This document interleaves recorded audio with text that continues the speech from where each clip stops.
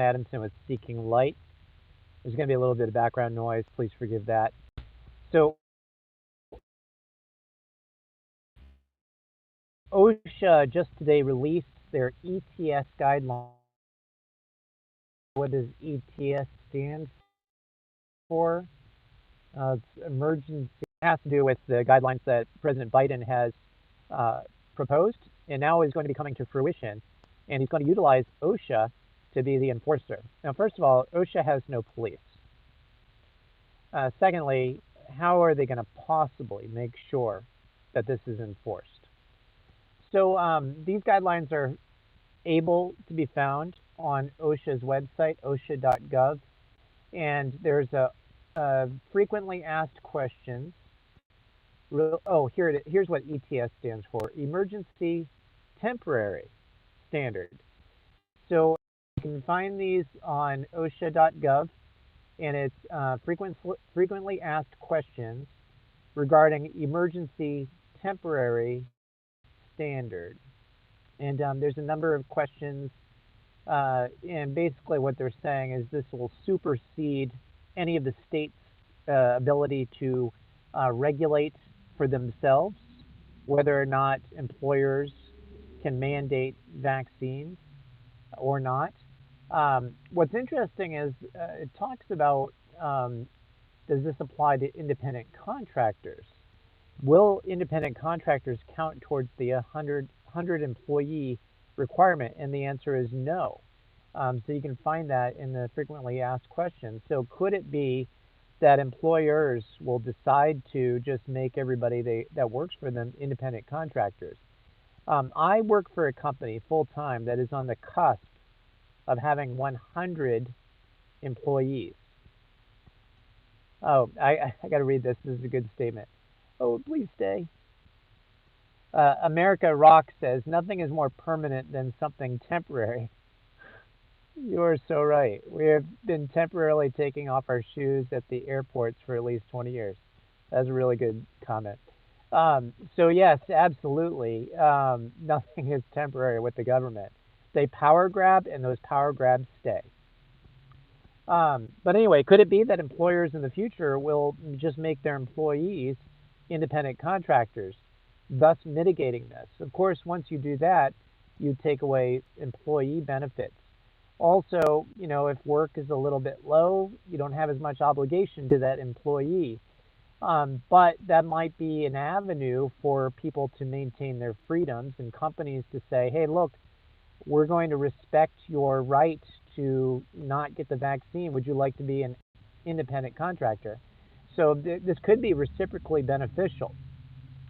So check this out for yourself. I'm going to read it more thoroughly. This just came out today. It goes into effect January 4th of 2022. And as somebody pointed out, conveniently after the holiday rush, because they know there's going to be people walking off the job.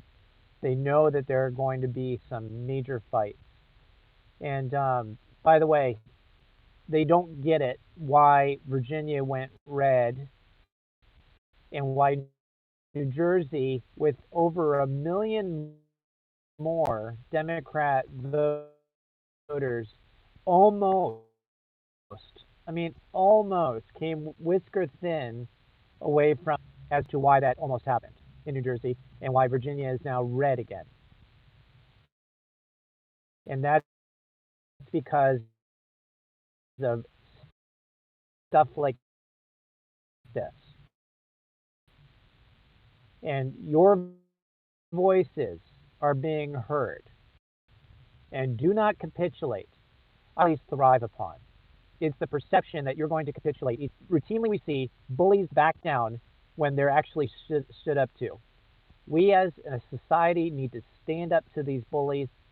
OSHA is about to play the part of the arm. It's like the guy named Guido for the mafia boss, who is bouncing the ball like the Rocky character, and is like roughing up people for money.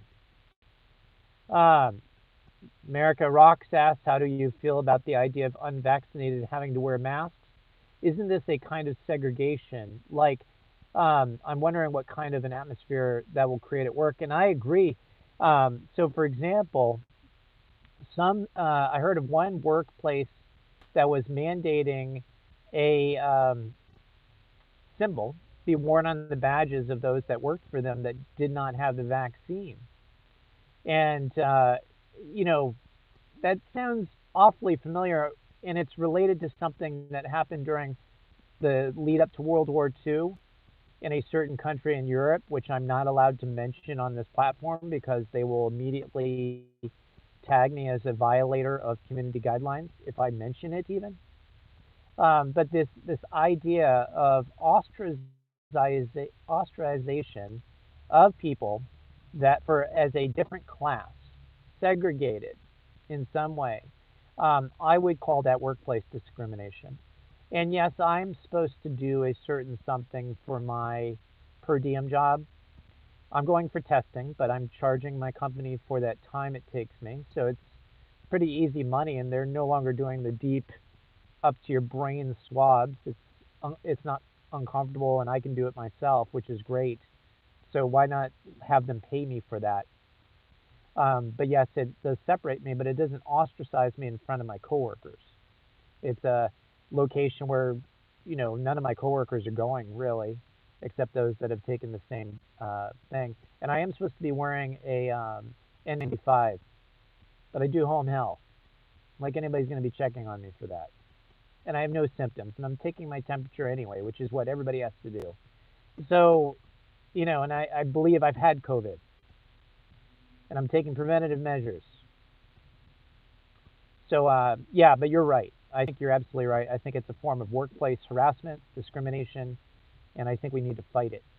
And I don't have the energy or the time right now to fight that with my work, but I will be taking it up with them because one of the things that they're starting to mandate people that are religiously exempt to do is to sign these waivers that you won't take all these other medicines. And anyway, that's another fight, but I'm going to fight it. I'm going to take it up with them. They didn't do it to me because I got an early exemption, but they did it to a coworker, and I'm going to call them on it. I haven't had the time, but I will be approaching them on that.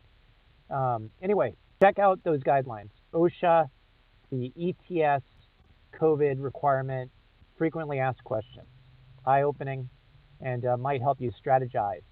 And I'm going to be looking at it more too to fight this tyranny. This is John Adamson with Seeking Light.